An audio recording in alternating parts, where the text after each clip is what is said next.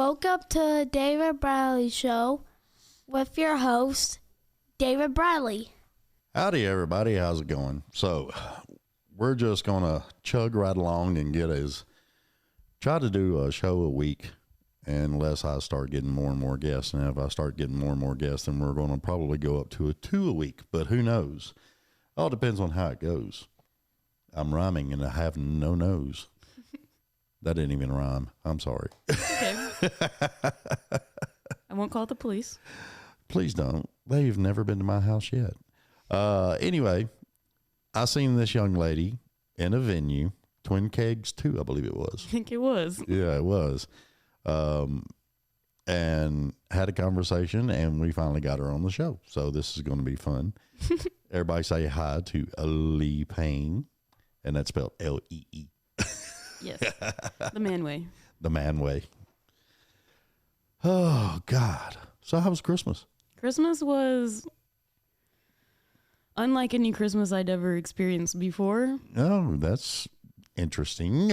Namely because I didn't go home to Birmingham. Ah. And I didn't see a single family member except for the ones that came to see me. Right. So it was like you had to be invited. Right. To come see this show. And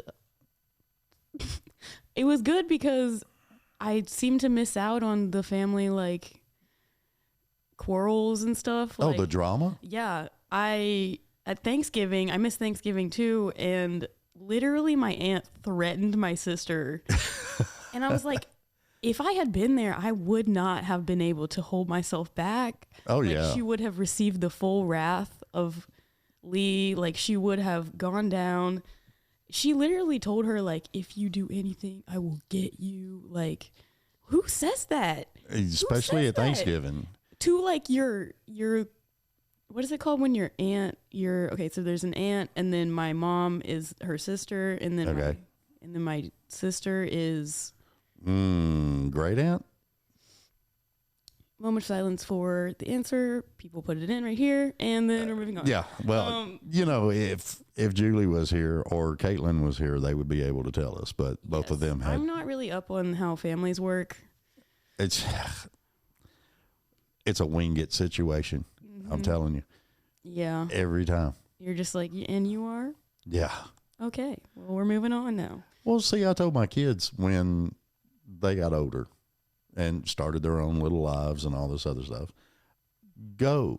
Don't worry about dad. Dad's got dad, okay? Yeah. Y'all go have fun. Live your life.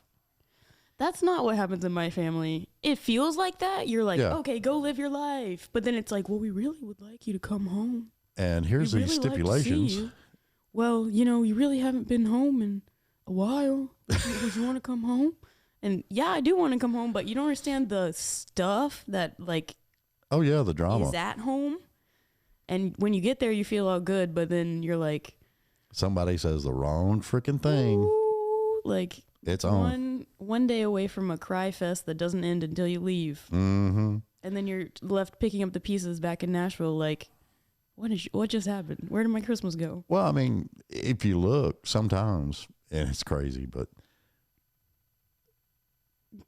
I think more alcohol is sold during Thanksgiving and Christmas because Dad doesn't care. He's going to watch TV. He's drinking something to drown y'all out is what he's doing. I don't know.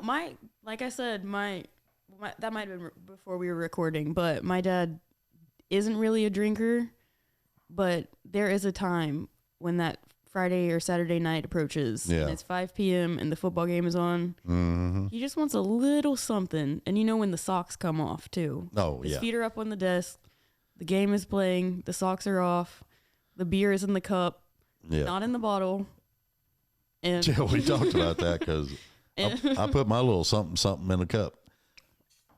But like I said, cups are better. I like having something every now and then, and I'm not A bev. I'm not a big drinker. Mm-mm. Can't be a big drinker without being an alcoholic. Well, that was borderline back when I was younger. Mm-hmm. So, I mean, you never seen me without, I always had a case of beer or something underneath the seat, no matter where I went, I always had something on me, It's crazy. Just for the vibes, the up vibes. No, I just wanted to party and have fun. Well, yeah, the up vibes. You know, back then we worked Monday through Friday just to have the money to go party. Mm-hmm. Yeah, I have nothing to say about that except for I am a 23-year-old. Almost called myself 22. Okay, that's all right. Okay. But I forget sometimes. I just graduated college, and it's like, okay, we're learning how to live. This is a budget. This is what a budget is called. We've talked about it, but we've never experienced it before. Oh, it's fun. It's very fun. You just got to be a little creative and think about what you're going to do way before you actually need to do it. Mm-hmm.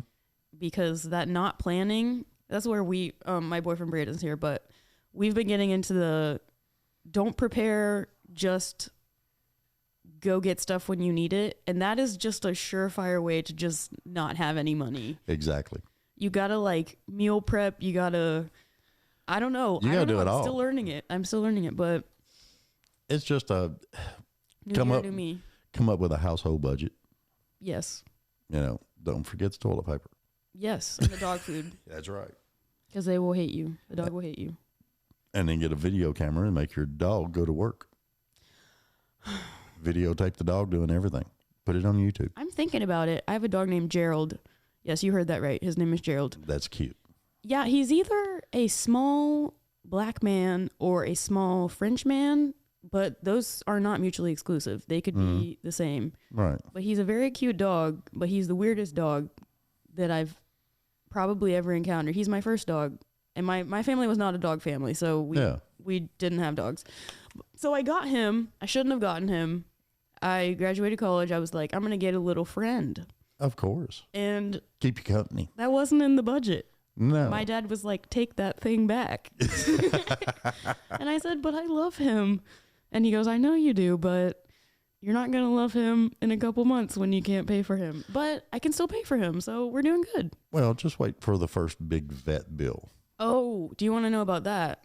Sure. So I'm going to hate on Banfield right now. Don't bleep that out. I'm hating on Banfield. If you go to Banfield, stop right now. Take your dog away from there because they're going to charge you a bunch of money and then keep you on the hook for like another year. Mm-hmm. I have to pay a lot of money until next August. Yeah.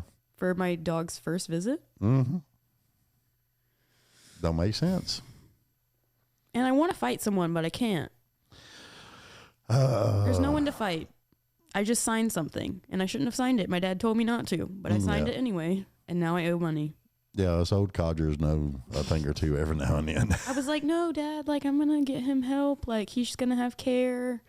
I'm going to be, like, good and doing good for him. Mm-hmm. Responsible parent. I thought I was being a good person. Yeah. Turns out I just paid the company a bunch of money that they don't deserve. No. Well, I mean, it's like I told you. You got to be careful. Yeah. Because it doesn't matter. It doesn't matter if you're in the music industry or not. There's people out there who just want to rob you. Just take your money. Which I don't get because I'm in the place in my life where I need all the help I can get, but I also want to help all the people I can. Mm-hmm. Most of the time. Most of the time. So. Except for that drunk guy in the club. He's good. Let him go on his own. Yeah, no. I'm not really a clubbing person anymore. Just. I'm talking about when you're on stage. Oh, well, yeah, that. Yeah. I don't know. I don't really put out that much. Like, I don't really give people all the sexual energy they want to have. Yeah. I kind of do my thing and let people infer whatever they're thinking. But. Well, when you was doing your thing, you caught my attention. Okay, well, that's on you. No. Because. I'm just kidding. Your style and everything is totally different. But talk to me about that because I'm in the midst of trying to re-envision what I want to be. And as a person that is nobody yet, that doesn't mean anything to anyone. But I'm kind of thinking, is what I'm doing working? And if it is, okay, what parts can I take forward? But also if it's not, I need to know right now so I can not do this. Because if this is going to be like a career path for me, right, then I need to be on it. And I don't think I've been on it. Okay, well, let's start with the basics then. Sure. What is it that you think you do? I sing. Sing what? I sing music. What style? I sing anything that people will let me sing, but it's always like through my lens. Right. So that's a lens of like jazz, R&B. I've really been into like dance music my whole life, and I haven't let myself think that I was, but I am. So like Cher, that's a big one. But there's not a lot of people doing that. I just like making people feel whatever that is, and usually it's whatever I want them to feel. Mm-hmm. So it's all about me, is what I'm saying. But well, that's where it's supposed to be. But I've always felt bad about that. No, because it feels like if you want to be a musician, you need to be able to help people and like make the world better. And I don't really know that I can make the world better. So, you know, and I'll tell you, like I've told several people before, I've seen people come into this town and start and do good. And then there's that one person that robs them and takes all their dreams and crushes it, and, you know, the basic stuff, you know. Why does that have to happen every time? Don't know. But I guarantee you, out of those thousands of people that has happened to, they have probably got a song that they throwed in the back of a closet. And that's what my dad told me. Like, whatever my dad has to say, he always has good advice. He's the greatest speaker. There you go. And he's always like, you'll never be able to feel these feelings again. You need to write what you're thinking down, because this will be gone and you won't be able to get it back. So even if it's a horrible feeling, you need to like think about it and live in it so that you can kind of not have to go there again, if that makes sense. Exactly. Yeah. So, but that song could have changed somebody's life, could have saved somebody's life. Mm-hmm. You know, that's what you got to look at. Do it because you love doing it. And that's like what it comes down to is I wouldn't be in Nashville. I wouldn't be trying to do all this if I didn't love it. And I think a lot of things get in the way of my love for it. Like my love for myself, my love for stuff, my love for having a good time, my love for finding a job that is my favorite. Like all that stuff gets in the way of me putting everything towards music because I'm not sure if that's the most viable option. You know what I mean? Yeah. So it's like this give and take of like, should I put all my energy into it? But it's the one thing I care about. It's the one thing that gives me all this. Yeah. And then like having to survive every day. Well, yeah, it's the dreaded day job, which I still have a day job. You know, what's your day job? I drive truck. Nice. That was my dad's dream job.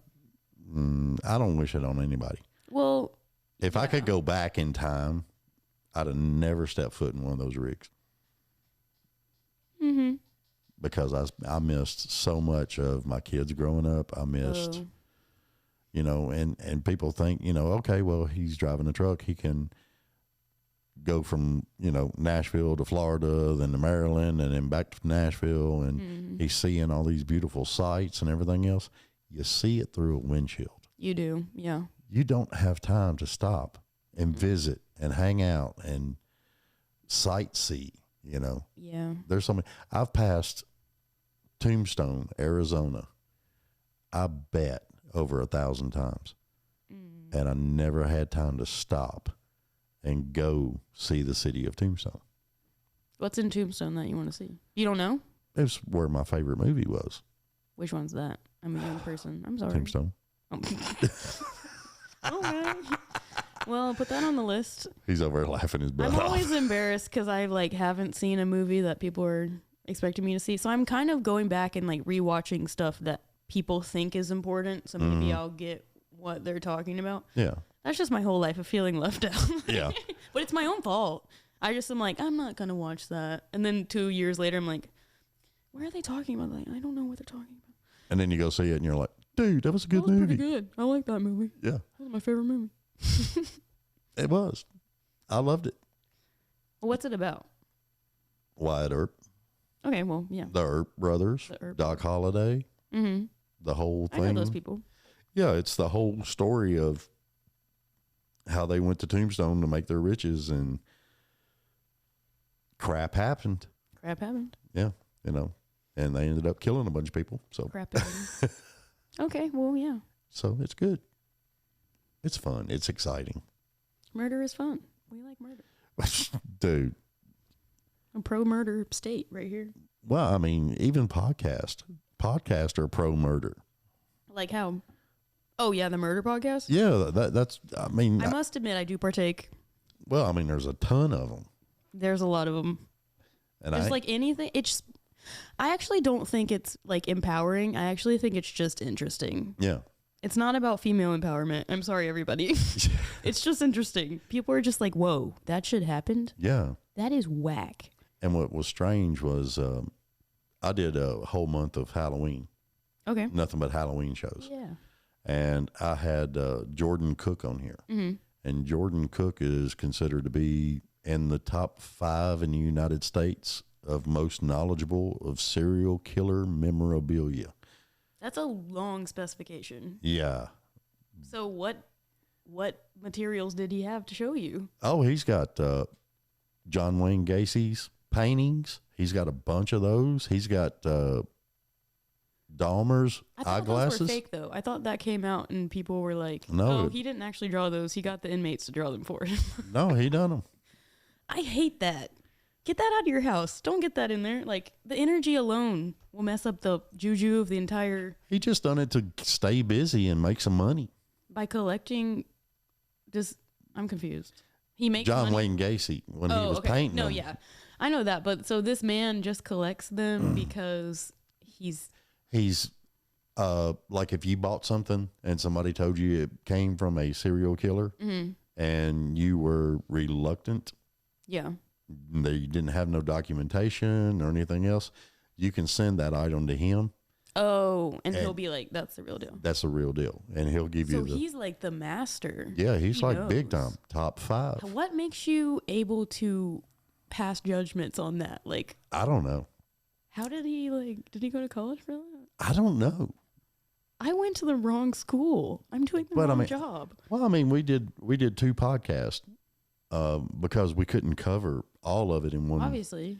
And dude, the stuff he had, I mean, it was just amazing to me. And the stories, I mean, he's got stories to back all that stuff up. Yeah. I just feel like you're messing with fire, though.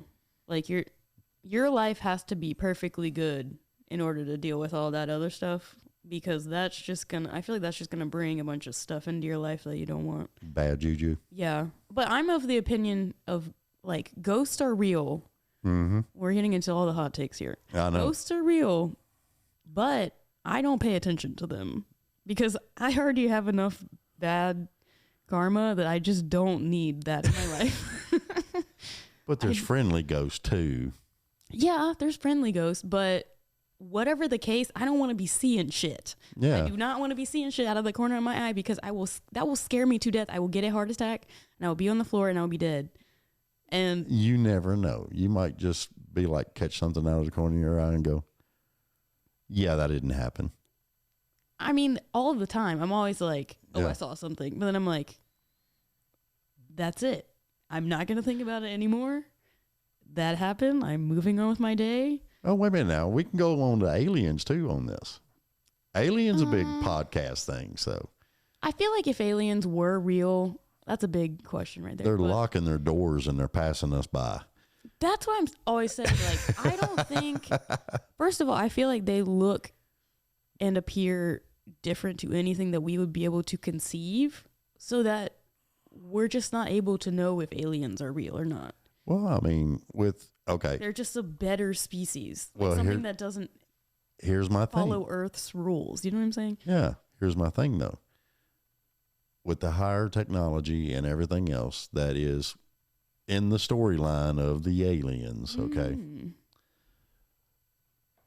they would have an appearance generator. Yeah. They would be able to look just like us. That's what I'm saying. Like, ghosts are real because aliens are real. Anyway, so when did you start getting into podcasting? A year ago. Just take control of this interview right now. Actually, December 26th, I believe it was, or December 27th. I can't remember. What were you doing before that? Were you just messing around with podcasting? No. Or like, No, I was just driving truck. yeah. I was bored. A buddy of mine, Thomas Marino, he's with Omada Films, and he's a producer for indie films. Well, that's cool. Can I have his number? And, well, yeah, I can give you his number. Oh, well, not like that. But just like, I thought that I was going to be a child star. And then I was like, wait, I'm a really bad actor. So I can't. Many facets of prodigy. I have good taste, but I'm not a good actor. Yeah, well, I'm not either. I feel like I know how to deliver lines. But then when it comes to the point, I'm just like, I'm not capable of like fully emoting. I'm not capable of letting people in that way and being someone else. Like, after 3 divorces, I don't let nobody in. I'm not in right now. I thought we were friends. Well, yeah, you're in because you're here at the table. So the third time wasn't the charm. No. What were their names? Let's talk about it. No, I'm good. Okay. I'm not treading in the Pearl territory. I'm not doing it. And that's why I'm not getting married for quite a while. Right, Braden? Right. I had the thing where we first started dating and I was like, let's get married. Let's do it. Like, let's just fall in love. And like, you and tripped he was and like, no. And I was like, okay, well. And then the longer we date, the more I'm like, yeah, that would be, not because of him. It's just like marriage in general is like, okay, that's a thing that we would be locked in for a good considerable while. Well, I mean, third wife, we knew each other a total of 20 years. And I still talk to her every now and then. Were they all just crazy? Well, I mean, it was just, you know, I could be a hater and I could just rattle off all kinds of stuff, but it'd just be what my opinion would be. For sure. You know, basically I just put it in a big ball of wax and just decided that I'm not easy to live with. Okay. Because so it was you? Yeah. I'm thinking more it's me. And that's why I'm not getting married, is because, you know, it would be my fault when we got divorced. Yeah, because, I mean, you know, I was raised to treat a woman with respect and have a lot of dignity and all the good things that, you know, you're supposedly taught back in the day. And being a gentleman, all the good stuff. And I don't think my soulmate is out there. Oh. She got hit by a bus. COVID got her. I don't know. That's fucked, man. I know. It really is. But, you know, is there not like a good enough one out there? You're just like, you're not my soulmate, but you're my like heart girl. You're my, like, well, I mean, kind of get along. What a third wife. We were friends. Okay. Friends with benefits, dating. I mean, it was just, you know, 20 years of all this. And when it went bad was after we said I do. And then it was the smallest things. There would be a fight over it, you know? And it's just crazy stuff. It just built up. Yeah, just kind of, I don't know. We were sitting there and I was watching TV and I turned the TV down and I looked at her and I said, we need to talk. Oh, no. And she looked back at me and she said, we're on the same page. And I'm like, okay, cool. She knew already. And then she said, when can you move out? Oh, you didn't even say any words. You just said, can we talk? But our friendship, we knew each other, you know. That's heavy though. There was no arguing. There was no fight, no nothing. You just agreed to like. Agreed to disagree and just cut it. Yeah. Would you say she was like your best friend, or who's your best friend? I have none right now. Can I be your best friend? Sure. Yeah.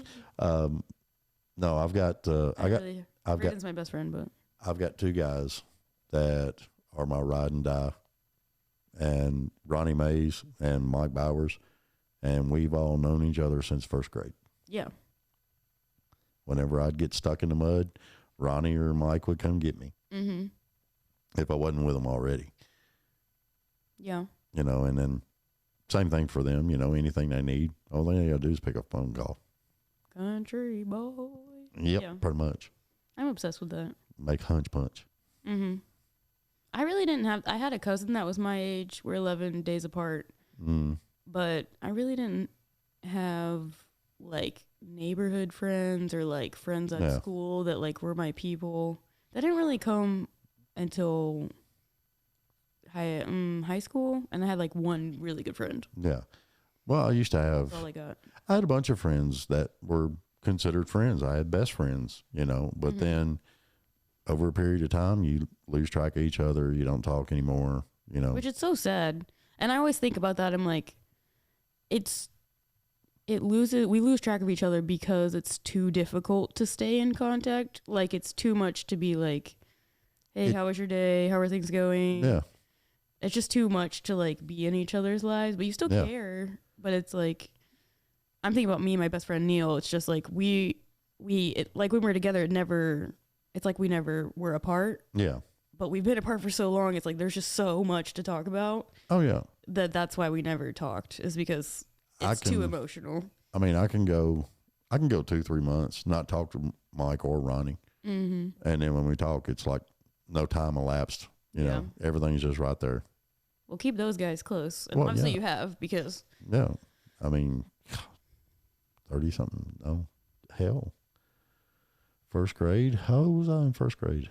Well, how old are you? I'm 58. 58. What's it like up there? It's weird. Mm-hmm. You ever be around old people and it's like they have no filter and they don't give a shit what they say? And I'm there, but I like the social anxiety is what stops me. Yeah. But I get it now. I truly like, my grandfather is one of the most refined people I know on the planet. But something about just being at a social gathering brings out I need to talk about politics. We're going to talk about politics, and I'm going to get real upset, and then I'm going to have to leave this because I'm angry. It's just like... But is he using that for just an excuse to get the hell out of there? He might have been playing us the whole time. Exactly. But then, why did he sit there for 4 hours? We were all content to leave at hour 2. We had these little like brunches, and he would be like, hour 4 was when it really started to go. Like, you were just like, well, that's when he was getting tired. Any longer, we're gonna have to. That's when he was getting tired. He was just like, screw this. I gotta create something. I remember this is not like I said, I don't think about things before I say them, so this could be really strange. But I just remember sitting there at like a Christmas brunch one time, and it came up that my cousin had never learned about the KKK. And I was like, whoa, that's wild. Like, whoa, like you didn't learn about the what? I learned it in school. So yeah, I thought everybody did. And then my grandfather just launched into some tirade, and we were like, whoa, I didn't know that was going there. And it ended up where we were all unhappy, and Christmas was not fun anymore. Yeah. But the eggs were good. Well, the pancakes were good. There's something. He wasn't happy though. So much stress. Like, that was one of the reasons I chose not to go home this Christmas. Was I couldn't afford to, because I have a 2003 Jeep, and that baby. Something else you signed for? The gas alone, my friend, and God forbid it has any issues along the way. But I love her dearly. She's my best friend. I don't know what her name is. I've changed it a couple of times.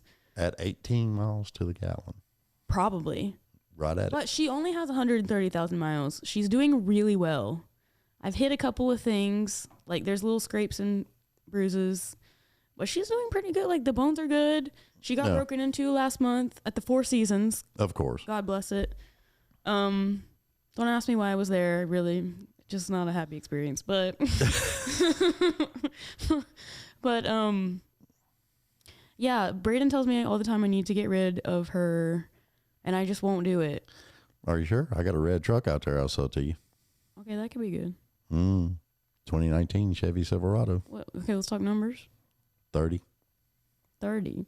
How much do you think my car's worth? I don't know. I'm not going to tell you, but we probably bought it for 12. Probably. So, what's the ride-along value for you? I don't know. I have no clue. Well, that's good. We can talk about that. I don't take payments, though. I worked at my dad's loan office for like a summer, and it nearly killed me. Like, it was the worst 9 months of my life. Or no, it was 3 months. Was it the 3 months. numbers? It felt like 9. No, it was just like I had to call people and ask for money. Oh, yeah. Our money. Yeah. That we lent them. Mm-hmm. But I had to ask for it and be like, when are you coming in to get your money or your payment? And people would always ask about my Jeep that was parked out front, and I would be like, it's not for sale. It's not for sale.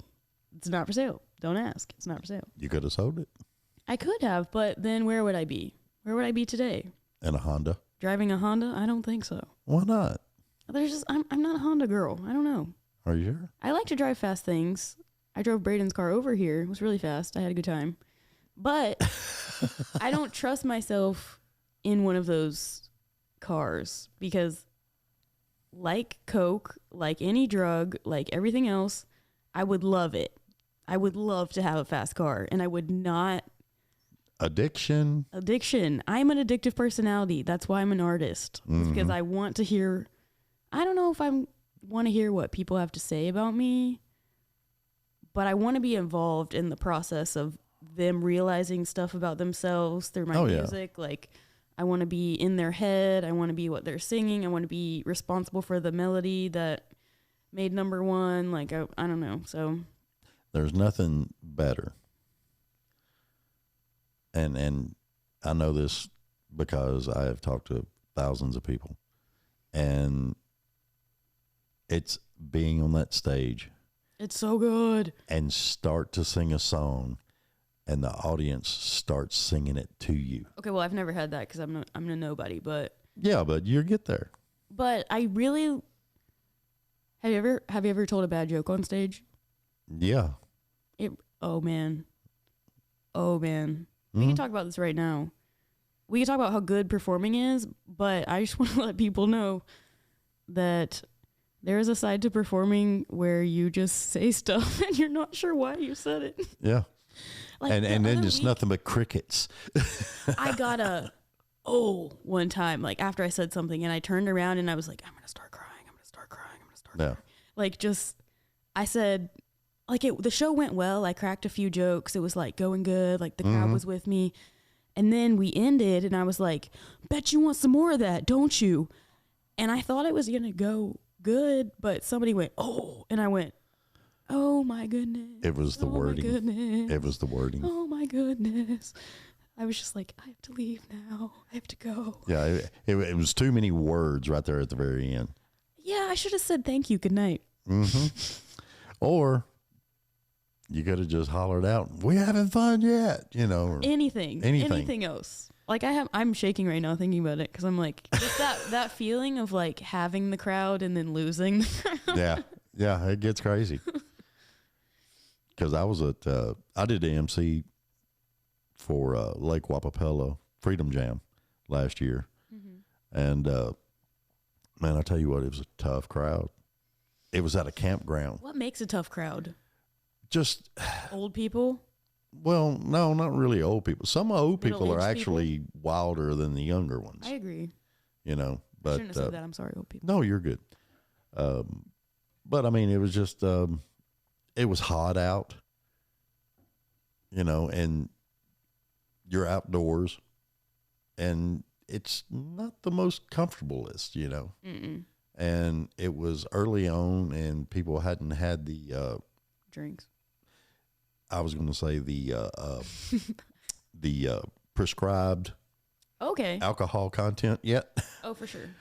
And I don't know. I just and I ended up going out there, and I was trying to get them into it, trying to draw them in, you know. What were you saying? Like, I don't even. Yeah, I don't remember. Oh.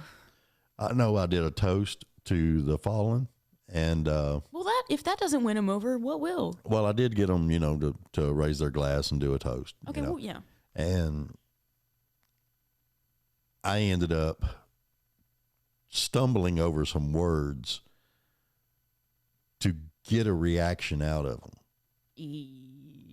And I made a reference to MySpace. Okay. And I did the whole flub of, oh man, I can't believe, you know. MySpace. Nobody's got MySpace anymore. Which, for the record, I liked MySpace better than Facebook. I don't know anything about MySpace. I was born in 2000. I know. So You're young. That happened.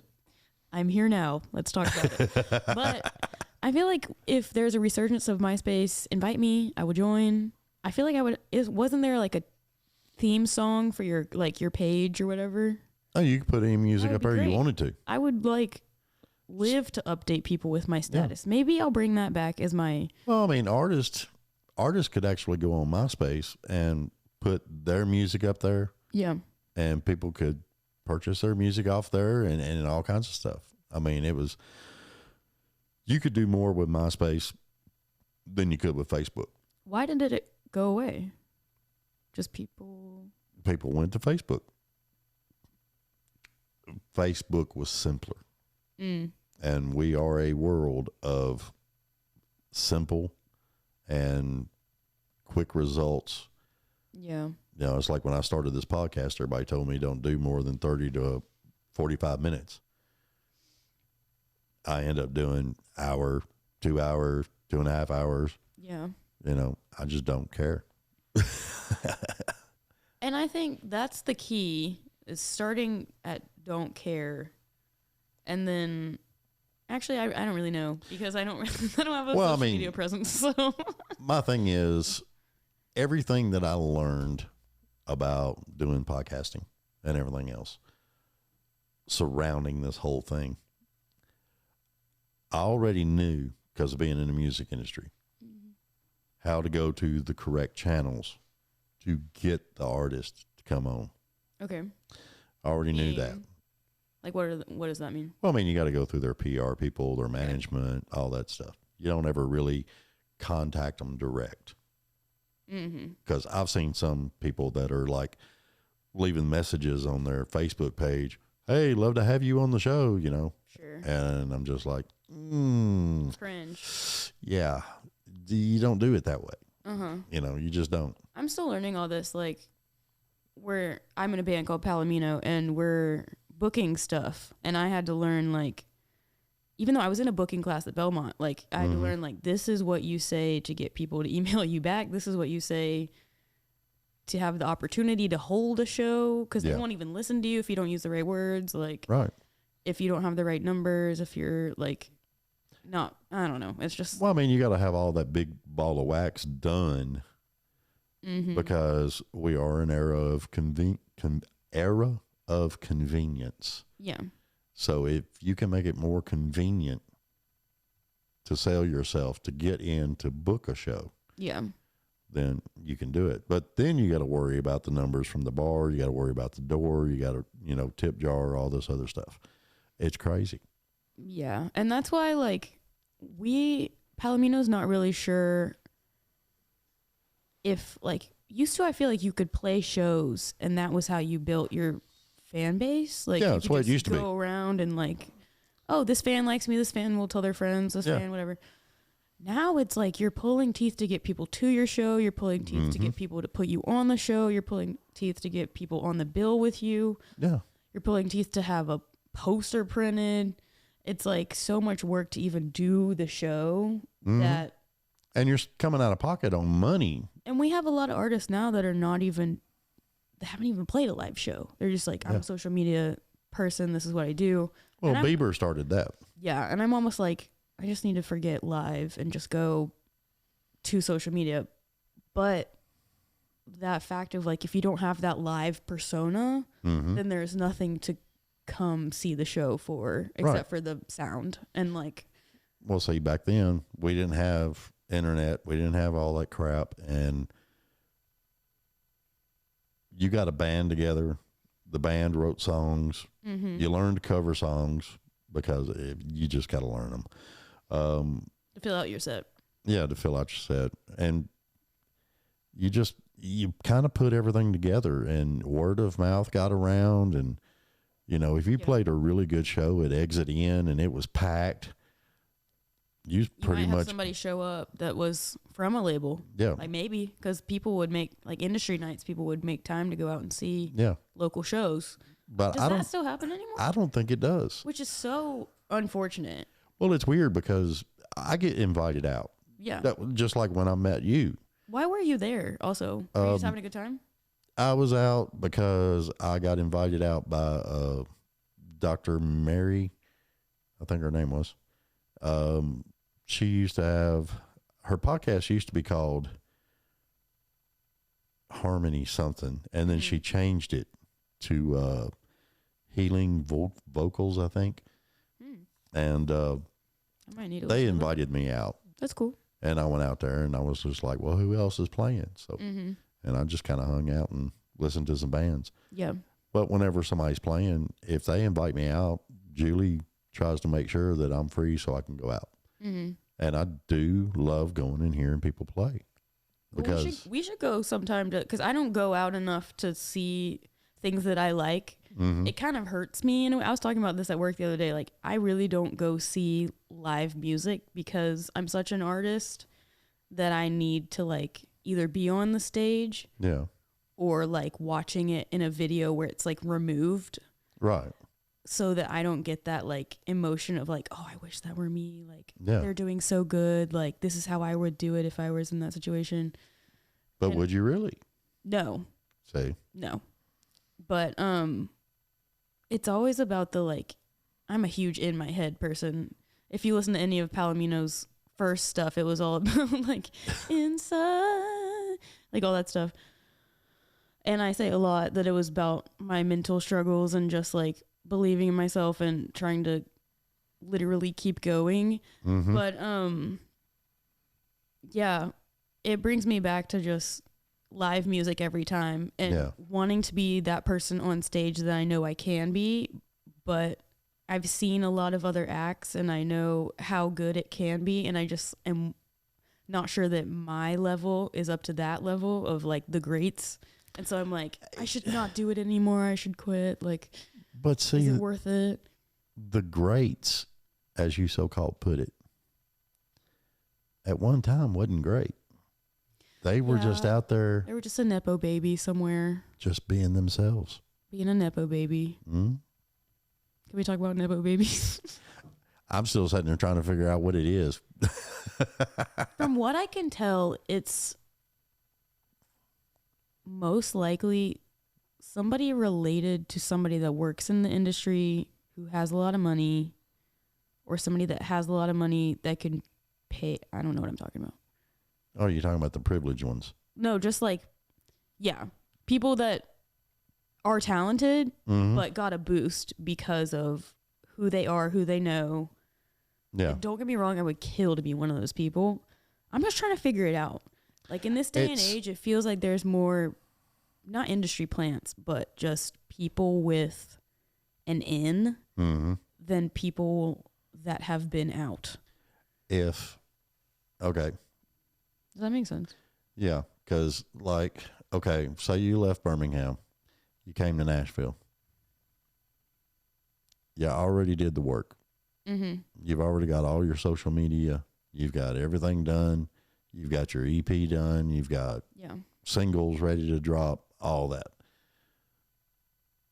And you got $1 million in your back pocket. Oh, girl. You'll be a star in, Approximately a year and a half. 4 to 5 months. Whoa. That's not. If everything's already done. Silence is Mm-hmm. Makes you wonder. Ouch. And like, and that's where I am, because I'm a person from Birmingham. I have a fair amount of privilege. I went to Belmont. That's a $200,000 school right there. Like, Yeah. I went to school Hard Knocks.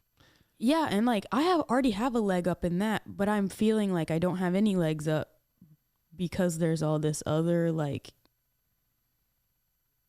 it feels like secret agent shit that's happening. Yeah, pretty It's much. like, oh, well, like, you knew this person and this happened for you, so we're going to promote you to this because you might be good Mm-hmm. and we feel like you have potential. I'm But- just frustrated. I'm mad, and I have been for a long time. Can you Yeah. tell? Well, I mean, that's why they tell you, when you, from the time you move to Nashville, it's usually 7 years. I've been here for 4. Mm-hmm. 4-ish. 3 more years and you'll be a superstar. I just don't, like, I'm not even sure what to do. Like, I'm not even sure. I know, like, keep writing, keep singing, keep putting stuff out. Mm-hmm. But other than that, I'm really like... You got to get social medias going. But what does that mean, though? Just post pictures of my face? No. My butt? What do people want to see? Well, I mean, I think if it was nothing but pictures of your butt, I think that'd be called OnlyFans. But, okay, well, yeah, don't want to do that. No, don't want to do that. Unless you got pretty feet. I hear they're making lots of good money. These dogs. No one's seen I don't these know. dogs. He's shaking his head yes, and then he went no. And oh, I would love to, but I feel like they do. I've heard you have to promote it on your actual social media, like your real one. Like you can't just make a burner one and be like, these are my feet. Like you have to be like, I'm real and these are my feet. Yeah. I mean, you got to prove. Which is so unfortunate. You got to prove. You have to prove that the feet are attached to somebody. But I mean, it's just. You can't just have star feet. Do your social media and promote your songs, promote your music. Pictures of you on stage, pictures of you with the band on stage, you know, just different little things. Mm-hmm. And it's just, you know, pictures with fans. Sure. People love that. Yeah. And then you start getting into merchandising and you start getting into all this other stuff. And so is it really that simple? Just like your brain makes it more difficult. And I will tell anybody that. Here's the thing. I started this podcast. I studied 6 months of everything I could find on YouTube. Sure. Diligently. I was hanging on every word everybody ever said. Mm-hmm. And then I started picking it apart. Yeah. Because nobody is going to sit there and tell you exactly how to do it. They'll give you tidbits. They want you interested. They want you. Yeah, they want you clicking on that link to see it again, so you make sure you got it right in your head. And everything they told me, I kept maybe 35% of it as fact, and the rest of it, I broke every freaking the rules that they said. That's what I'm saying. So I went to school for songwriting. Great choice.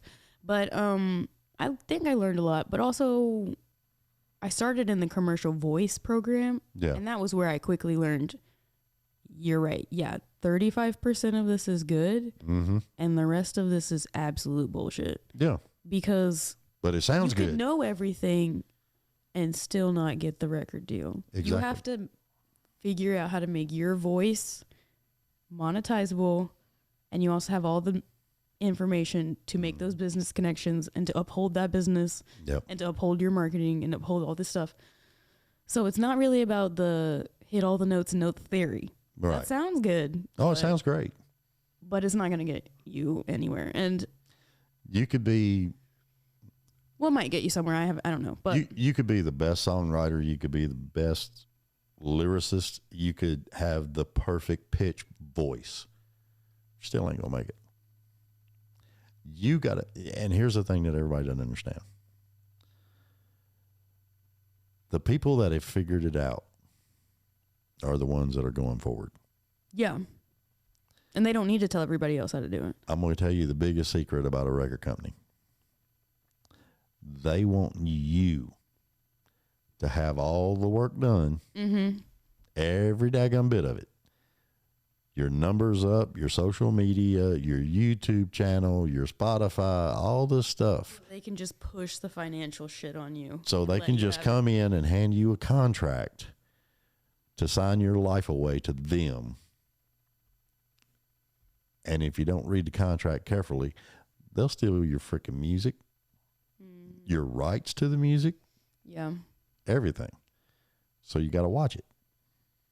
I wish Jelly Roll would come out more and help younger artists coming in and actually disclose the Jelly Roll deal that he got. Really? He's keeping all his music. He's keeping everything. But he's been screwed over 2 or 3 times. How did he get out of that? Fine. Don't know. Because people act like it's a big sob story when Taylor Swift can't keep her masters and stuff. And that, that's not great, but that's pretty much the norm in the music industry. But she got with lawyers and figured it out. And what is she doing? Re-recording. Yeah. Change one word. Mm-hmm. One key. That's all you got to do. Yeah. It's crazy. You got to be careful about it.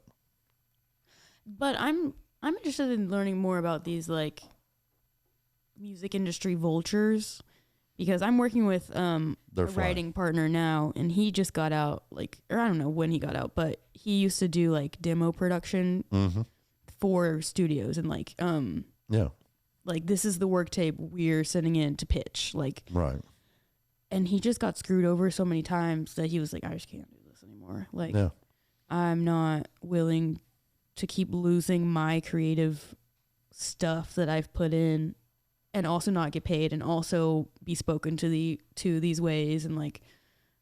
And so now he was like, I'm not going to work with anybody else. I'm just done. And then somehow we're working together now, because I guess I'm interesting. I guess. Yeah. But, which is a real blessing for me, because I get really great produced demos. Right. But, it makes you think the demos ain't costing you $20,000 either. That's one of the first things. I was in 6th grade and I was like, Dad, I really want to record an album. How would I do that? And the first thing he looks up, of course, is money. And he's like, whoa, that's going to be like $10,000. I don't know. Yep. And that was back then. Yeah. And I was like, whoa, I didn't even realize could cost that much money. How could that cost that much money? And so flash forward to senior year of high school, I'm recording this EP in my Bible teacher's basement. Yep. He was recording my demos for me. And it was $300 for a full band. Yeah. And it was the greatest thing in my life, because I got to put out an EP and I paid for all of it, and it ended up being $1,000 for the whole EP. Yeah, for the producing and everything. Yeah, and for the mastering was it might have been $1,500 total for everything. Yeah. And I was like, I did that. I got to feel good about it, but it was also it made me really realize oh, this is what I want to do. I feel most myself when I'm in the studio, making something exist from nothing. Yeah. So that was cool, but it's the creativity. But the money behind it has always really almost upset me, that there's this barrier to being able to just it seems like the most natural thing in the world to just open your mouth and sing. But in order for people to hear it, it has to be captured in this specific way, and it has to be marketable, and you have to look good doing it, and all this stuff. Oh, and I just want to take it back to being simple of here's the music, it sounds good. Don't you like it? All right, we'll buy it and we'll call it a day. Yeah, you're good. That's all I really want. But see, that's the era that I came from. Yeah, and that's the era that I idolize. So you're an old soul. Well, I've been told that. I feel like that's just old people telling you stuff. Honey, you got an old soul. Thank you. You got an old soul, darling. Thank you. That means I like the Beatles and just vinyl, I guess. I'm gonna get shot for this statement, but what are you about to say? I'm not a big Beatles fan. Oh, girl, I was about to say that too. I like them. I listen to Now and Then, the newest one. They're good. It made me cry. I love that shit. Yeah, but there's people have done more. It's the simplest freaking stuff I've ever heard. I really appreciate it for letting everybody get started. I thought the band. But they're not Jesus. They're not God. I thought the band Wings was better than the Beatles. Well, that's You know what you it definitely Wings say is, that. right? Mm-hmm. Okay. Some people don't. It was a good band. Band on the Run, all that good stuff. Band on the Run. Love it. It was good stuff. Oh, Lord. It's the Bev. It's the Bev. It's crazy. But yeah, there's a lot of stuff that just But like, how are we going to solve this issue? What's music going to look like in 10 years? Okay. The only way you're going to be able to solve the issue is if you take greed out of it. Okay, maybe let's not solve the issue, but let's make the situation better. The best way to solve a lot of it, to me, is start at the recording. Start at the recording studios.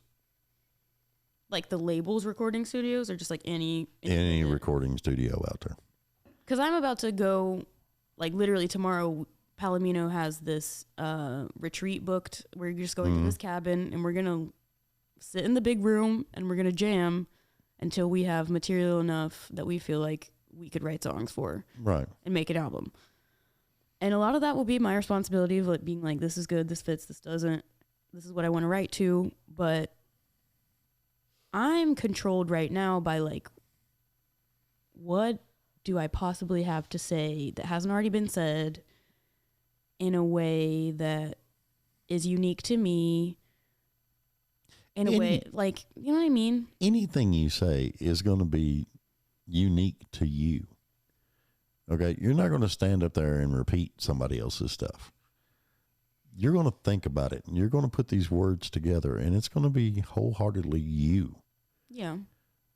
You just got to get the band to come across with those chords that just all fit together, and it flows. Yeah. And you'll know it. Mm-hmm. It'll be that first little goosebump that pops up. Yeah. And then you'll be hollering, that shit's the jam, you know? And that's why I'm excited, because we haven't really had this opportunity in like a year. We haven't released anything in a year to sit down and just play. Like, just let fall what falls. Like, see, back in the day, I was helping out. The first band I ever helped out was a band called Mafia. Mm-hmm.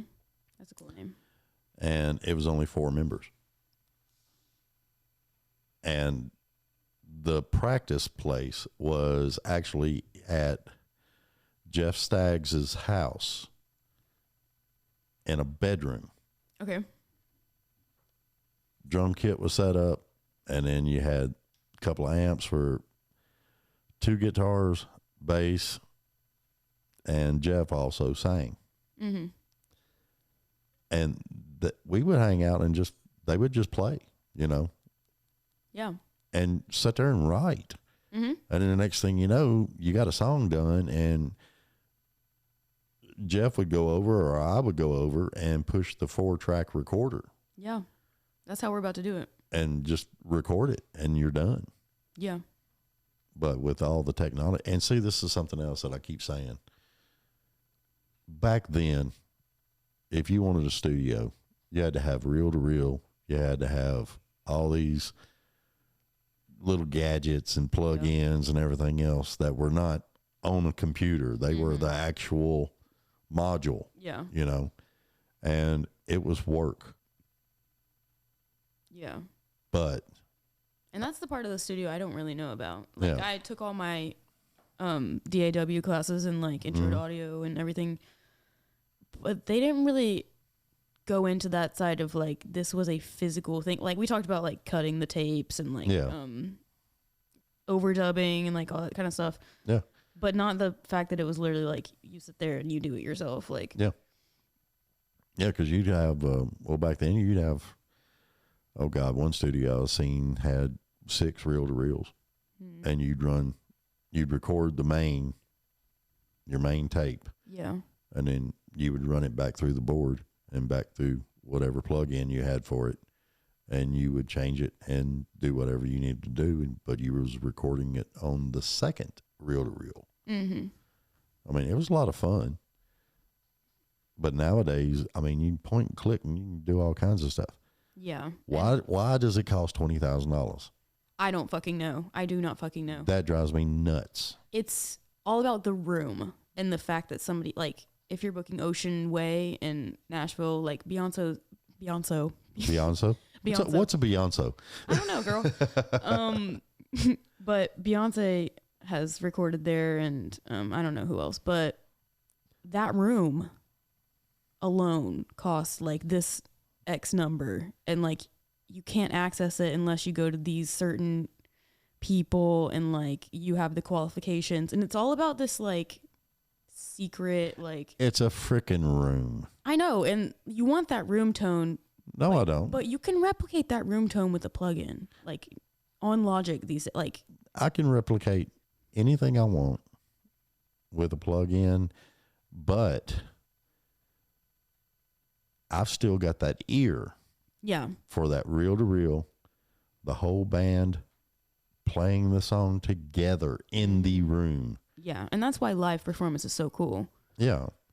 And hell, you can live performance record. Yeah, and that's how I grew up thinking everything was done. I didn't think that anybody went to the studio and was like doing it over and over again. I thought it was like, oh, this is the performance that we just captured. Yeah.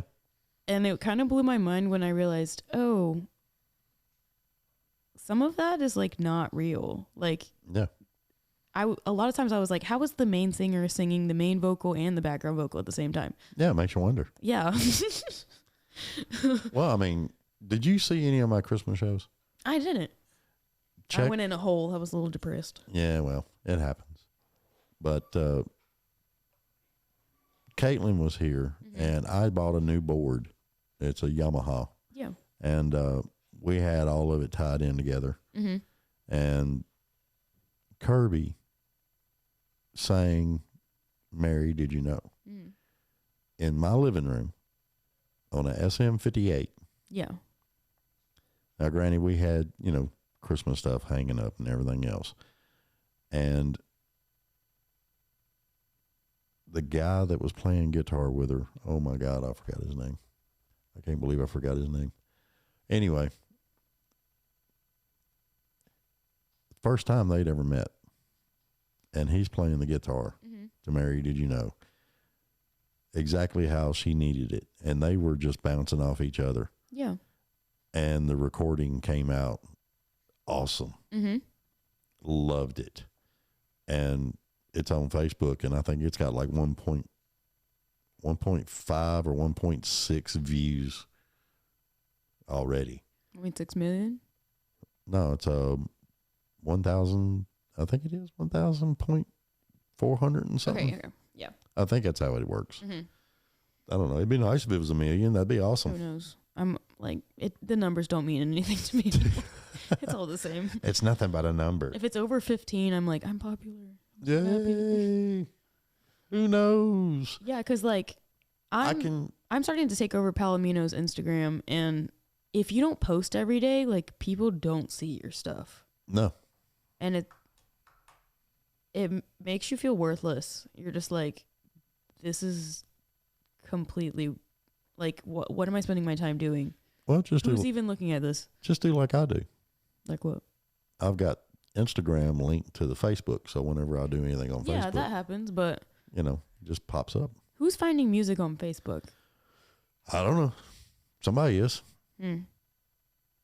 That one little video, 1.5 or 6 or whatever it is. Yeah. Somebody's watching it.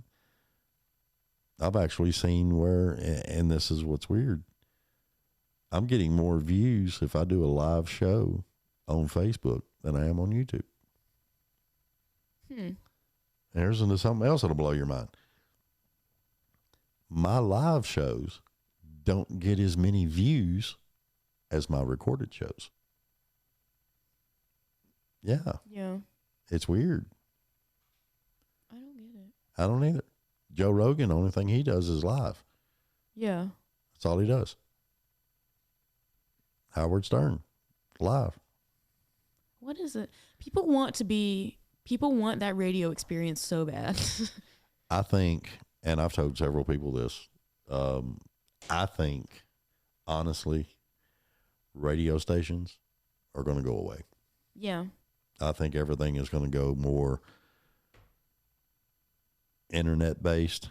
I think Streaming. podcasts are going to be how people get their entertainment, their news.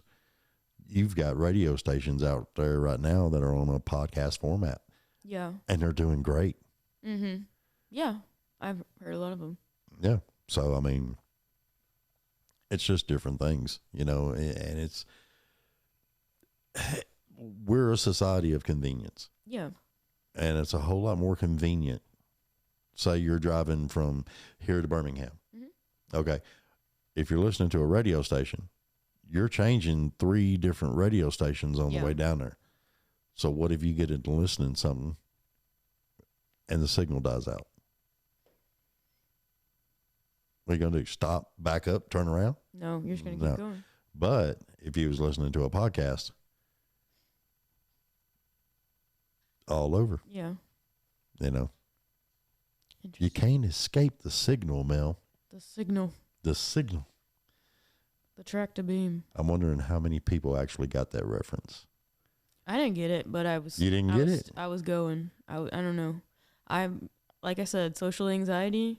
I'm always trying to feel like I'm inside the joke. Or in the joke. What? No. A part of the joke? It's a movie. I'll tell you the movie later. Okay. But that was part of the movie. It was can't escape the signal, Mel. Mm-hmm. And he's talking to another person.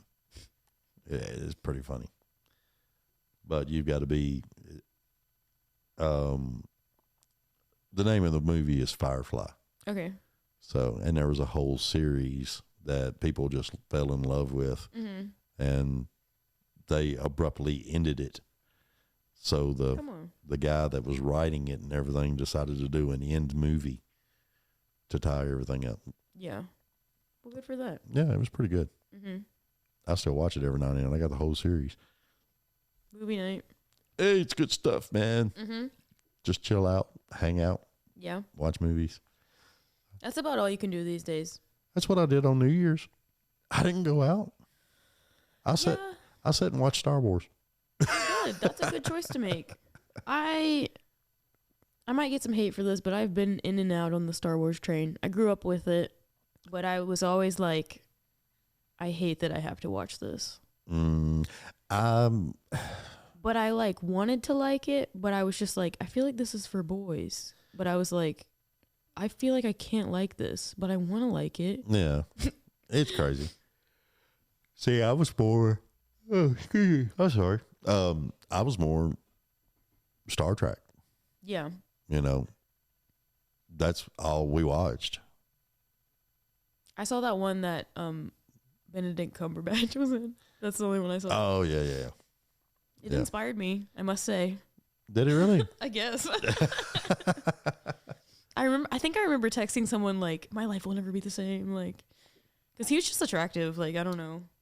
But I remember at Thanksgiving one time, another one of those amazing Thanksgiving gatherings. One of the moments. Yeah. Somebody, she's related to us somehow. She's always there. I don't know. But she asked my little sister, who I also didn't know, knew about Benedict Cumberbatch. And she was like, oh, yeah, so you're a Cumberbitch, right? And my little sister was like, yeah. And I was sitting there like, how do you know anything about this man? Also, you're on the internet, ? Oh, yeah. And what is a Cumberbitch? It's crazy. I mean, they got... I was watching something. I can't remember what it was. It was a talk show over in England. And they were talking about that. And he was on the show. And they were actually showing fan art that people had. That would be so uncomfortable. I mean, it was just weird. And they were drawing stuff. And imagine being so conventionally attractive that like the world idolizes you. No, I can't. No, I can't imagine it either. I'll never be there. Although that's something I've realized is like everybody in the whole damn world is out there thinking, I have got to get hotter. But there's not a lot of ways to get hotter, but Drag Race helps. Well, yeah. If you can't love yourself, how in the hell are you going to love somebody else? That's true. So it's like self-confidence thing. But I've got, the one thing I always fall back on is I've got a face for radio. Yeah, I always got offended by that because I was like, somebody would say that about me. And if they did, I would be upset. It doesn't bother me. I really felt bad for like, I really always identified with like the underdog and being like, oh, yeah. Nothing like the underdog. Yeah. Ba, ba, ba, ba, da, ba.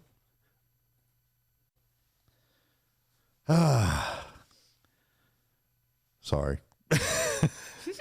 If you weren't going to do it, I was. Hey, gotta go. Mm-hmm. You never know. You're just glad we didn't do it on air. The audience is. Well, yeah. I don't think I could do that on there. No, and we wouldn't want you to. I'd have to get one of those little thingies from the hospital. Only. Yeah. Well, that'd be OnlyFans. Yeah, OnlyFans. Somebody pay for that. OnlyFans. It'd be funny as I'll get up. I've heard that you can do OnlyFans with your clothes on and still make money. Mm-hmm. So that could be a real option for us girls out here. Well, yeah. I mean, I seen that rent, you know? I seen something on, I can't remember where exactly I seen it, but this girl was doing OnlyFans and it was just her feet. And she would go and change the nail polish, change it up. Yeah. Always going and getting a pedi. Yeah, girl. And making bank off of it. And I'm just like, I didn't realize people were into feet that much. Well, you got to wonder, is it like a small group of people that are paying a lot of money, or is it like a lot of people that are just paying like $1? I don't know. And I'm not sure which one is better. Well, it's, a buddy of mine, he posted on Facebook earlier today. He posted, he said, okay, new year, I need everybody to send me $1. Yeah. It's the least you could do. Well, back in when I was growing up, 70s, early 80s, there used to be a thing. It was called a newspaper. Yeah. You remember them? Yeah. Okay, Yeah. cool. So in the newspaper, they had the want ads. Mm-hmm. And there was, every now and then you'd run across one, best chili recipe, send self-addressed stamped envelope, and $1. Yeah. And people made bank off that. Because it was just a scam. No, it was a recipe out of whatever book. Oh, wait. So And they would mail you the recipe. that was legit. You got your $1 and everything was good. Yeah, but you figure. I think I'm a scam artist at heart. Like, What's possible? I know this about myself. I would choose the evil twin, Mm-hmm. but I just can't. I'm morally obligated and societally obligated to be good, and so I'm trying my damn best. But I'm still thinking about not being good. Okay, so you'd be either Thor or Loki. Which one? Oh man, don't do that to me. I'm literally haven't watched any of the superhero movies. Say I'd be more of a Loki. Like, my little sister could explain to you. She would be so good on YouTube. Like, people would watch her and like be like, I want to hear her opinion about like whatever. Yeah. But I genuinely do not know anything about it. Like, genuinely nothing. We got to get you watching it. I just like, I've lived this long without it. So like, I'm probably okay. Yeah, I think you'll survive. But also, I've been depressed for the past year. Could that have cured my depression? God, that's iffy. That is real iffy because of the way like, it if went. it would have made it worse, like, then I made a good choice by not watching it. Yeah. So, Because I mean, it was good up to a point, and then when it started going down the rabbit hole, the one where the everybody end died, game. and I was like, how could it possibly continue? I feel good having seen this, and it's complete. And then, lo and behold, there was like I don't know how many other movies. a bunch. Yeah. Enough for Cumberbitch to make a lot of money. Oh no. I mean, like, I was in it when he was the dragon in Smog or something. What was that? The Hobbit. He was the dragon. I was into that because I was like, that's pretty cool. I liked The Hobbit. Like, that's a Yeah, it was a good show. And So you knew something I didn't even know. I didn't know he did the voice. I know, like, select things. It was only because I thought one of them was hot, and I was like, I'm gonna be into this. The dragon? No, it was one of the dwarves. I was like, okay. I was like, it was weird. Yeah. I don't know. But anyway, My cousin, if you're watching this, we watched that together. It was we were in love with him and we sang the song. So that's all that you need to know. No, now you got me thinking which one. So it was played by Richard Armitage. I don't remember his actual name. Oh, his name was Thorin Oakenshield. It just came to me. Ah. And I watched the YouTube highlights of him like all the time because I was like, he's just so good. Like, I don't even know what I liked about him. I think it was the long hair. I just like guys with long hair. But yeah. Mine used to be long. Yeah, I mean, I got tired of paying for shampoo and conditioner and all that other stuff. So you don't pay for shampoo and conditioner now? Well, I don't pay as much. Can you tell me about having a beard though? I have always wanted to have a beard. He's got one. You got a beard right over there. Yeah, and I run my hands through it a lot, but I literally like just be thinking about beards sometimes. I've got a goatee. I cannot. I grew a beard one time, and men are acting like they can't grow beards. Like I think it's just everybody. Something. Everybody can grow beards. Everybody? Yeah, wait till you get about like 58. In your man's opinion, like every man can grow a beard. Yeah. Damn. You just leave it alone. Lucky. Just leave it alone. You guys are so lucky. You don't even know what you got. Well, I mean, it may be splotchy. It may be full. I mean, there's different types. I don't grow a beard because my skin gets to itching so bad. Yeah. It doesn't matter what I use. That's weird. And I can't stand it. And then you got those men that like have the little like scragglies, and you're like, okay, I don't do the scraggly. That's enough from you. Yeah. Thanks for that. This is it. I mean, I keep it tight and keep it tight, keep it high, keep it tight. That's all. But my hair used to be down to my belt. Okay. It was long, and the whole reason I cut it was because I got tired of people touching it. Yes. Standing in the line at Walmart, and some lady, some lady is like combing her fingers through my hair, and I'm just like, I did that at Cheesecake Factory one time. I was 7 and I touched this lady's hair, and I shouldn't have done it, but I did. And she didn't say anything to me, and I didn't say anything to her, but she knew and I knew. And that was enough. I knew I'd messed up. Y'all knew. It was bad. Yeah. Whew. But I got tired of people telling me, oh, I love your hair. It's so soft and blah, blah, blah. I'm like, great. Now I got to go home and wash it again. Please don't touch me. Yeah. Please don't. Yeah, don't. Ugh. Not to people. Just like, I don't want to deal with it. I mean, if you're buying me a steak dinner with a baked potato, then yeah, okay, I'll let you touch me. But not in that way. That's too personal. Too personal. Too personal. Yeah. You know, beards. Mm-hmm. He's got a good beard. Yeah, Braden's got a good beard. Let's stare at Braden's beard some more.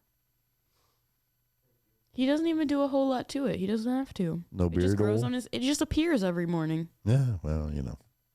Yeah. Being a woman, though, is a lot of work. And I've noticed this recently. Like, there are definitely, like, having depression, there are some days where you don't want to be a person and you don't want to do anything to yourself. Like, shower, teeth, like, washing your skin. Like, doesn't matter. You just don't want to do it. Mm-mm. But then there are other days where you're like, I'm a great looking human being. I can do everything to myself and feel great about it. And also do extra things like makeup and hair and like stuff. But then like people will literally treat you differently based on how you look. Mm-hmm. If you're a girl. Yeah, it's weird. It's like. And if you wear the wrong shade that just doesn't even go with you. Canceled. Yeah. Immediately. Mm-mm. So yeah, I'm learning all those things because I'm a person that's naturally tomboy. Like I really just like to be comfortable. Like I don't really want to do anything extra because I'm always like gonna sweat and I'm always like gonna be worried about can I like bend down in this and like do what I need to do. Well, say I used to do the podcast and I would be sitting here in cargo shorts. And I've done a lot of podcasts just sitting here in my pajamas. Yeah. And I got told that I need to quit doing that. So, Why? Why? I It's your don't podcast. It's They're not gonna know. well, I mean, Can their ears tell that you have on slacks instead of cargo shorts? no, but I mean, I'm sorry. You need to stop talking. You have on cargo shorts right now. yeah, you just can't do it. And then when we would get done, if you can hear me, what am I wearing? I don't know. That's right. You'll never know. Well, I'm looking at you. I mean, I can tell you what you're wearing. Well, And you have it zipped up. I ain't figured that out. yeah, I haven't worn this shirt before. I was planning on not wearing it, but I was like, I should wear something that like represents me, because like, whatever. And like, you got this artist mentality. You're always like, what are people gonna think about me? Like, I really like don't want to care, but then I do care. And of course, that's what writing music is all about, because you're like trying to filter out what people think about you through your own stuff. And like being okay with that and not caring about, like, I learned this phrase recently: what other people think about me is none of my business.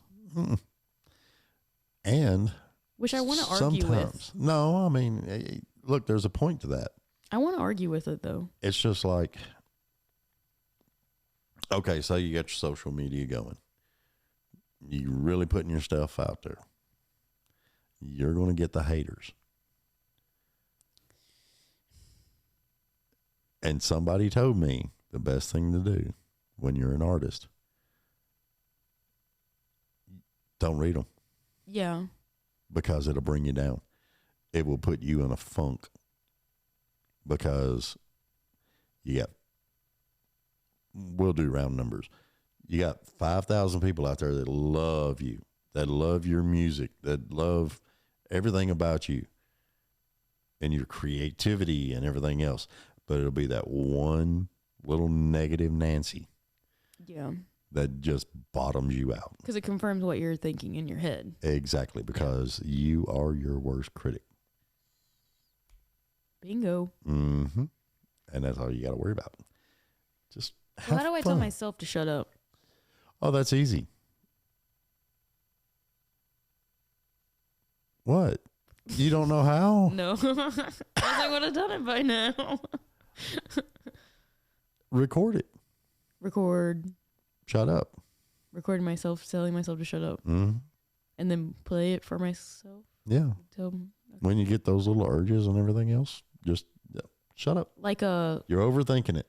Like a button that I push, like what's that one from Staples or whatever that's like, I don't know. I mean, they've got a fart button. They got all these other things. I saw one that said fuck the other day. Yeah. What? Like. Does it work? I don't know. I have no clue. I got fired from this crazy lady's house for dog sitting, and she had the fuck button. So I was happy for her, because it seemed like she really needed it. I want that little hand that goes in the window. I haven't seen that. It goes in your window, in the rear window or on the side. Uh-huh. And it gives like thumbs up and and does that. And I need that. Yeah. Yeah. Road rage. I've gotten so upset recently at people driving in Nashville, because I'm aggressive. Like I make my own way when I'm driving. Right. Like, it's not my road. We're all sharing it. But like, I have to get where I'm going.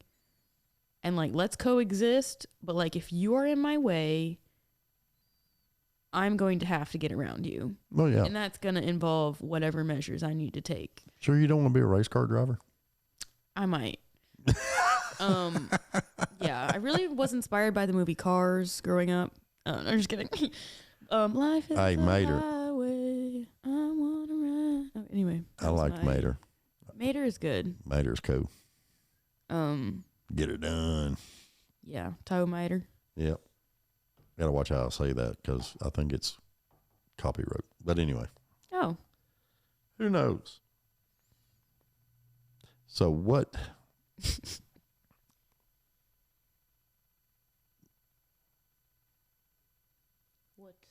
What to say? No. I was going to ask you a question. Because I'm curious. Now, that night I heard you. Sure. You were doing more jazz with a splash of blues. Yeah, we do like we like to call it psych jazz funk pop. But I don't really think it fits anymore. That's a lot of words. Yeah. Lately we were calling it like psychedelic R&B, but I don't even know if that fits.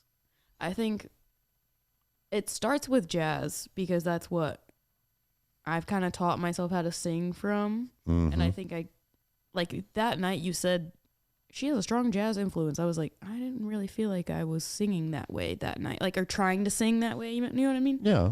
Because sometimes I'm like, let's play the jazziness up on this part. But I could hear it. And I was like, okay, well, that's good because those are obviously like some of my influences. So that's cool that it's coming out.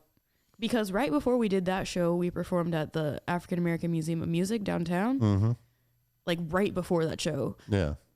And I was scared to death about it. And it ended up being one of the worst shows we've played because the sound engineer was so bad. Surprise, surprise. Yeah. Well, we were like, this is a show at this museum. Like, it should be really good.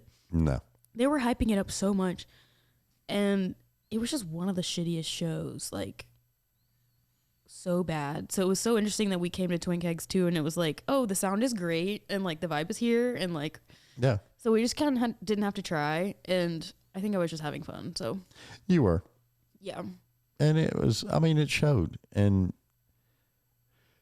that's why I'm trying to convey, you know, you've got a heavy jazz influence.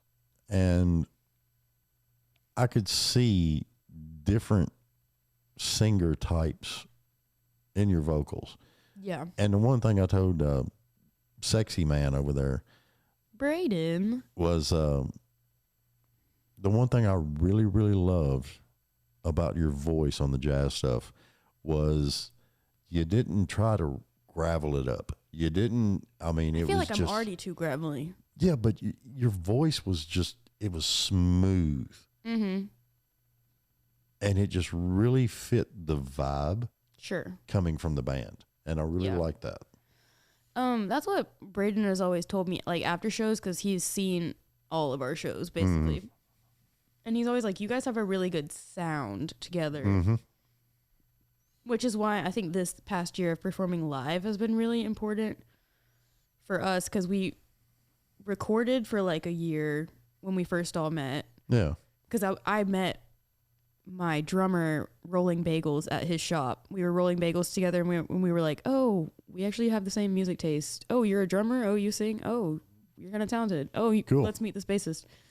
So that worked out, and then we all just recorded, and we're like, oh, we could do this. And then this year was the first year where we were all able to play live and like really got the reps in of like, this is what we do and how we do it.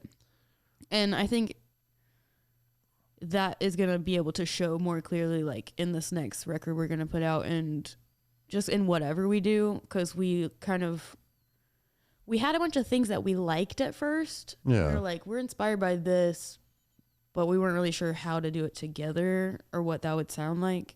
And to be frank, I wasn't sure I could do it at first. I was like, why do these 30-year-old men like me? Why do they think I'm talented? You got a good voice. Well, there's that, but I was like, that's it. Like that's it. Like I don't have the persona, I don't have the whatever, but I'm seeing myself kind of coming into it, and it's making me think, oh, you just have to put your energy into it. You really just you were afraid to be that person. Like you knew you could sing, and so that's when it comes out. Like right. But when you're not singing, you have to still carry yourself as if you are like able to command a room and do all this stuff. So I'm just starting to think more and more about like that kind of gravitas that a person who is becoming somebody or who has an idea of that, what they're going to become. You grow into your own. Yeah. But I've also had a lot of expectations on me to be this singer. So I'm trying to match what I think I'm going to be and what I want to be with like what is actually realistic. Because yeah, but will you build up that whole thing unrealistically? What do you mean? Like you've got this thing that you build it up in your head, and this is what you're trying to achieve. But what if what you've built up here is unattainable? Yeah. And that's like, I just think to myself of Michael Jackson in the mirror repeating to himself, biggest seller of all time, #1 album, like stuff like that. And Yeah. like, is that me? Like, do I want to be that person that's doing that? Is that even something that I can do? Yeah. It's already been done. So there's that. Well, But it's just like, what am I, like, that's really been the theme of like this past couple months has been like, what am I trying to do? Like, what do I actually want out of this? Because if I don't know what I want, I can't control it. Like, I can't like make any steps to physically get there. Does that make sense? Yeah. Do you disagree with me? It makes sense. But, and you're probably going to laugh at me when I say this, because that night that I heard you on the stage,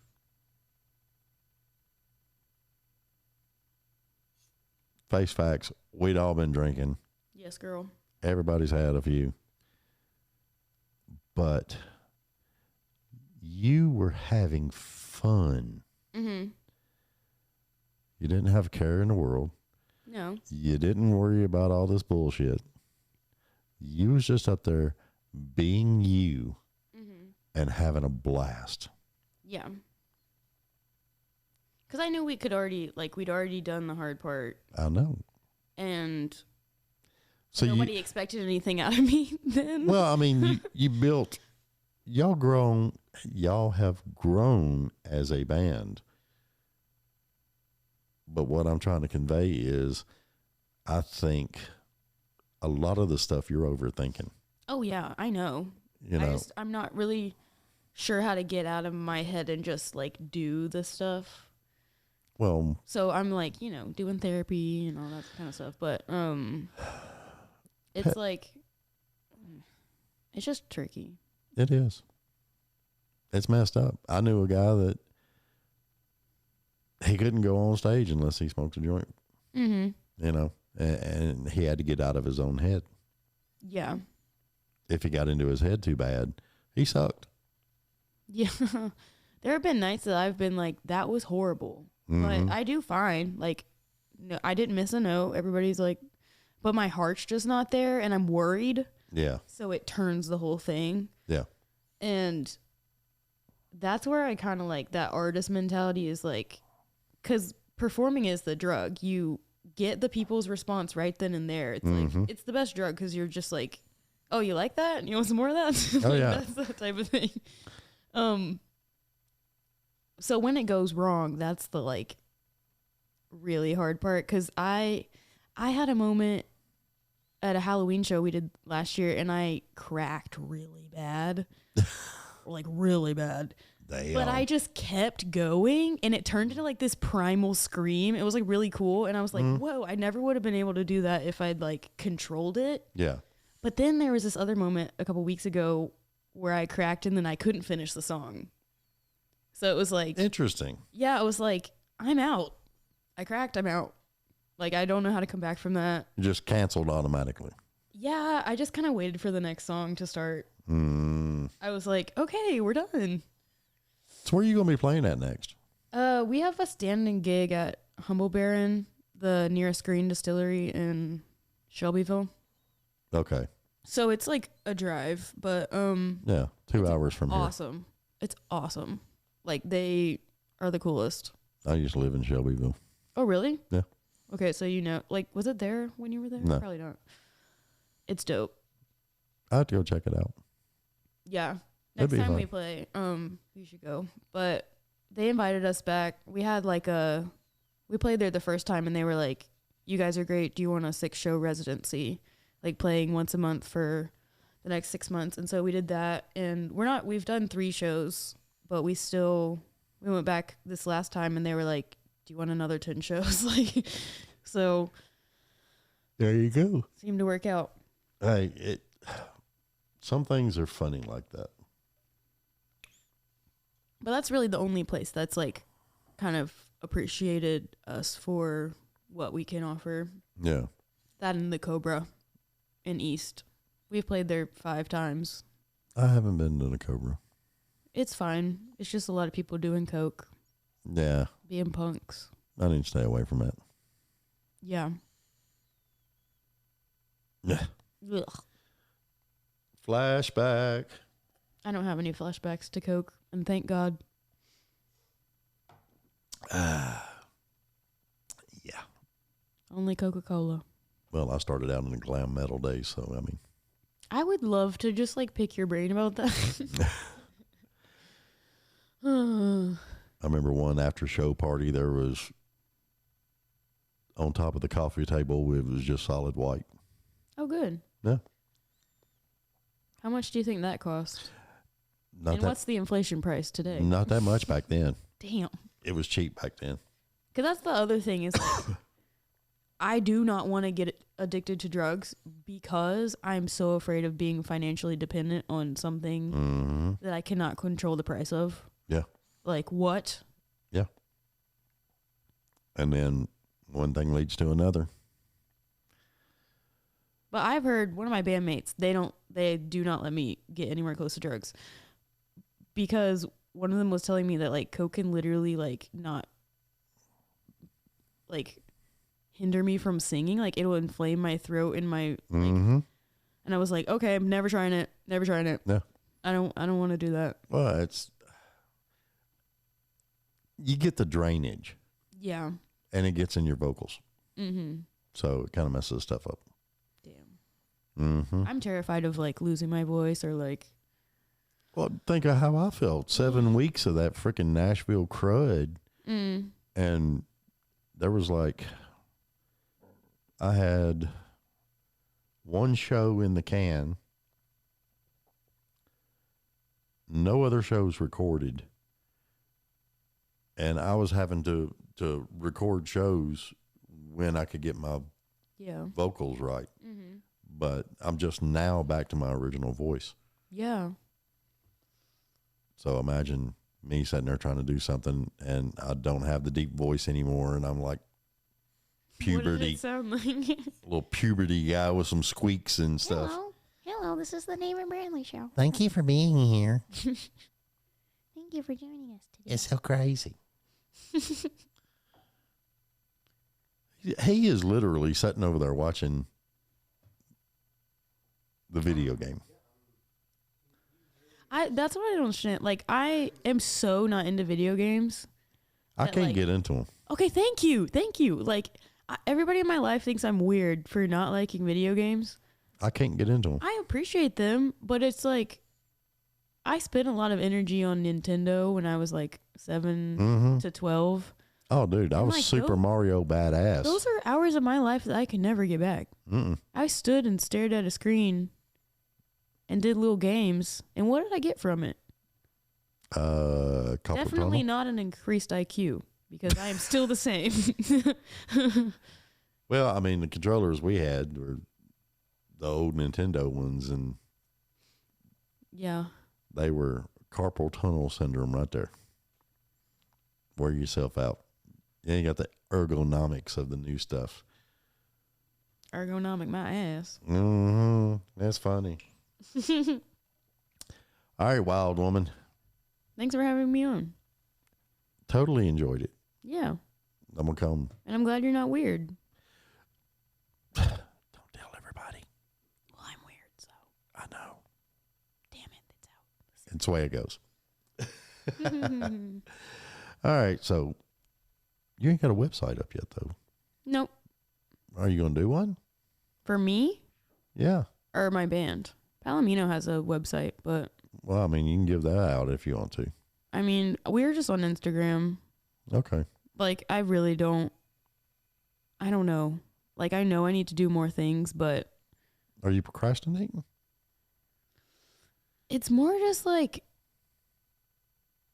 I'm not really sure how to do it effectively, and if I can't do it effectively, I'm not really sure if I want to do it.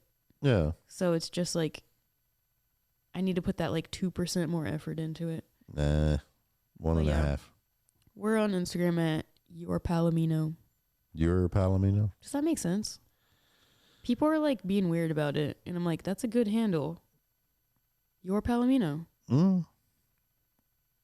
Well, I mean, yeah. I mean, We're changing it. We're changing it. Palomino, not the horse. And then my Instagram is at Lisa's Cries. That's kind of unique. Uh-huh. I like it. It's like Jesus Christ, but Lisa's Cries. Mm-hmm. Okay, I'm gonna have to write to my family. I'll have to write all that down. That way I can take and put it on the YouTube and all that other stuff, so people can click on it and holler at you and ask for your music and where you're playing we next. Can be friends. All the good stuff. I love online friends. I like it when they come over and they got food with them and stuff. Yeah, we could do that too. Just let's get to know each other first. Yeah, it'd be awesome. Some Instagram preliminary questions. Are you crazy? Have you been in the state mental hospital? If no, you can come to my barbecue. Isn't it like on a dating app? That's how we met on Hinge. What in the world is Hinge? Hinge is like Tinder, but you're not trying to just hook up. It's like you might want to have a relationship. Okay. See, Tinder there's is so just the many one of where them. it's just like, let's just hook up. There's so many of them. I don't know. That was the first one I tried, and luckily I'm not getting on any other ones because I found Brayden. So I think about it every day. I'm like, I don't want to get on any other app. Yeah. Just because the experience I had on there was like, it's weird. it's just less than what you want. But see, I'm old fashioned. I have tried a dating app. Did not like it. Yeah. And seen immediately where they were just trying to get me to buy additional stuff. Oh. And I said, screw this, and got off of it. Mm-hmm.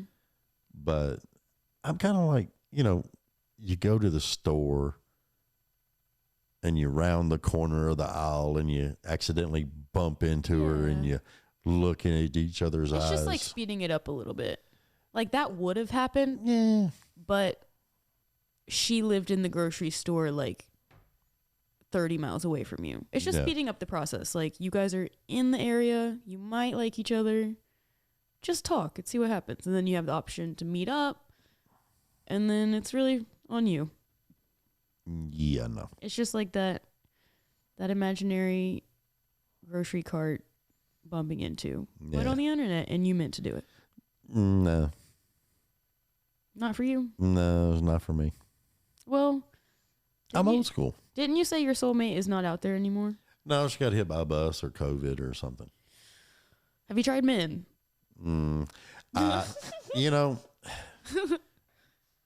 Here's what I've always said. And I could probably go to the bars and get as many free drinks as I wanted. Mm-hmm. And I could dance and I could have a great time. Yeah. But I hate men. Men are, yeah. They are assholes. I have more female friends. Wait, we're the opposite. Than I do guy friends. We're the opposite. I have a lot of guy friends, but I do not have any female friends. Like, well, that's ones that I can just text and be like, "Hey, girl, what's up?" That's why me and you have had this great conversation all this time. Yes. Exactly. Oh yeah, it worked out. Yeah. So we can be friends. Exactly. Nice. Cool. What in the world is he doing? No, I'm talking about you over there digging in your beard. I was like, what in the world is he doing? It's just beard stuff. Beard Us girls stuff. wouldn't understand. Oh yeah. That's what she said.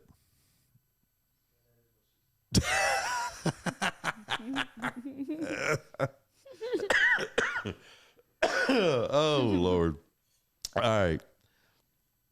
Lee, I really appreciate you being here. Had a lot of fun. Of course, my friend. And I'll catch up with you out on the road somewhere. Mm-hmm. Might have to drive to Shelbyville. Yeah. We could also just hang out. It would be fun. Well, yeah, because I got the bonfire pit out back. Yeah. The grill's out there. And you like smoking, so Yeah, you smoke some meats. Yep. I've never smoked that.